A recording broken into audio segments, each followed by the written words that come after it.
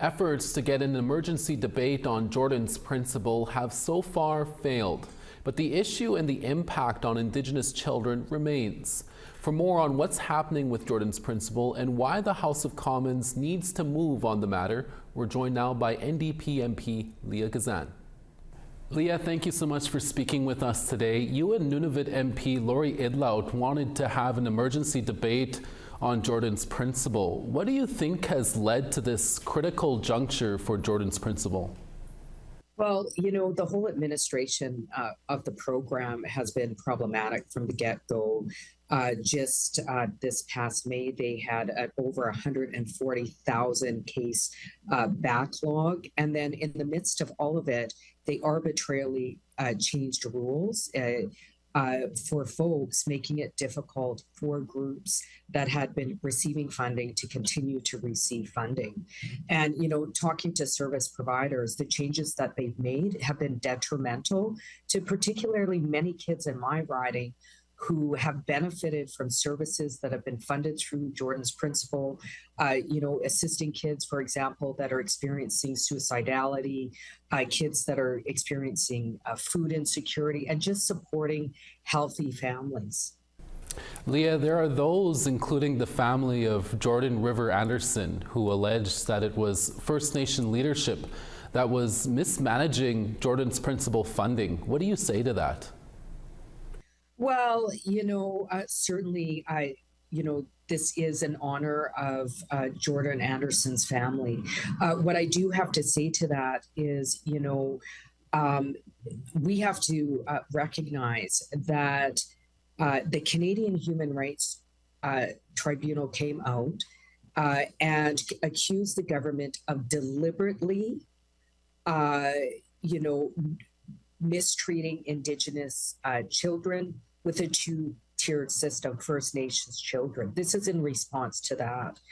I think about how many millions and billions, sometimes it's between 500 million to $1 billion they spend a year fighting Indigenous peoples in courts over things like resource extraction projects, or in this case, you know, upholding the Canadian Human Rights Tribunal to stop racially discriminating against First Nations kids. So, I think instead of focusing on how organizations are spending the money, of course, accountability is important.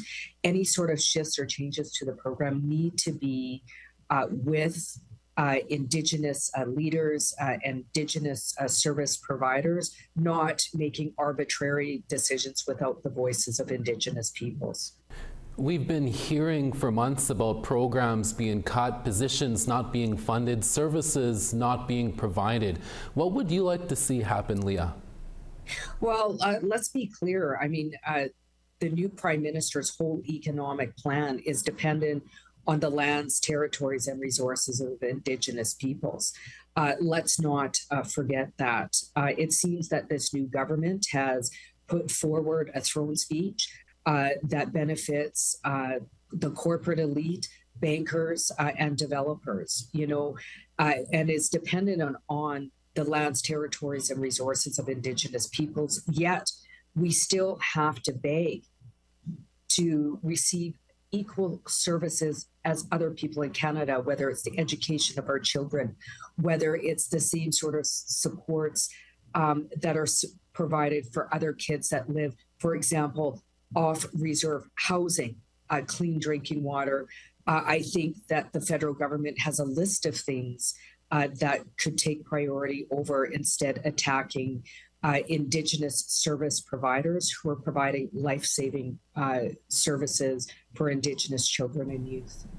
And finally, Leah, as you know, chiefs in Manitoba who have been asking to be reimbursed for expenses they paid for called for the removal of Patty Haidu as Indigenous Services Minister. How hopeful are you that there will be meaningful change with an Indigenous woman at the helm, Mandy Golmasti, as the ISC Minister? Well, certainly, I wish the new minister the best of luck in her role. I think it all depends, of course, on the means and certainly the autonomy to be able to make decisions. And if the new Prime Minister is really serious about supporting Minister Mandy-Gaul Marasti in her role, then he'll provide the means, meaning the financial resources and the autonomy to make the decisions that she has to make to protect the human rights of Indigenous children and youth. NDP MP Leah Gazan will have to leave it there. Thank you for your time. Thank you so much.